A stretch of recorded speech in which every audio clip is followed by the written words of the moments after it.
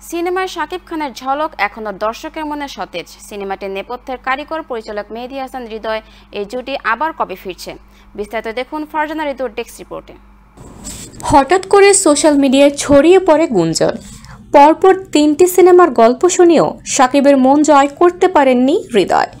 King খান নাকি ফিরিয়ে দিয়েছেন গল্প, আর শাকিবের ছেড়ে দেয়া সিনেমায় নাকি এবার অভিনয় করবেন সিয়াম আহমেদ ও প্রার্থনা ফারদিন দিঘি। তবে বিষয়টি গুজব বলে উড়িয়ে দিলেন পরিচালক মেহেদী হাসান হৃদয়।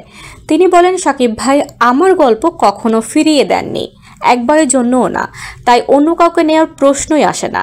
তিনি আরও জানান, শাকিব খানের সঙ্গে নতুন কাজের প্রস্তুতি চলছে। বরবাদের সময়ে শাকিব খান প্রতিশ্রুতি দিয়েছিলেন পরের সিনেমাটি হবে আরও বড় পরিসরে।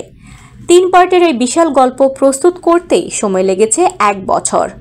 শীঘ্রই ঘোষণা আসবে বলে জানান তিনি। এদিকে রোজার ঈদেই রিয়েল এনার্জি প্রোডাকশন থেকে একটি রোমান্টিক গল্প নিয়ে আসছেন হৃদয়। তবে সেটি শাকিব খানের সঙ্গে নয়, প্রকল্পের বিস্তারিত তিনি এখনই জানাতে চাননি। উল্লেখ্য, বরবাদে শাকিব খানের বিপরীতে ছিলেন ইধিকা। তবে গুজব যাই থাকুক, শাকিব হৃদয় জুটির পরের সিনেমা নিয়ে ইতিমধ্যেই উত্তেজনায় ভাসছেন দর্শকরা। তারা চাইছেন বরবাদের মতোই আরও এক ব্লকবাস্টার। এখন দেখার বিষয় এই জুটি কবে ফিরছে বড় পর্দায়।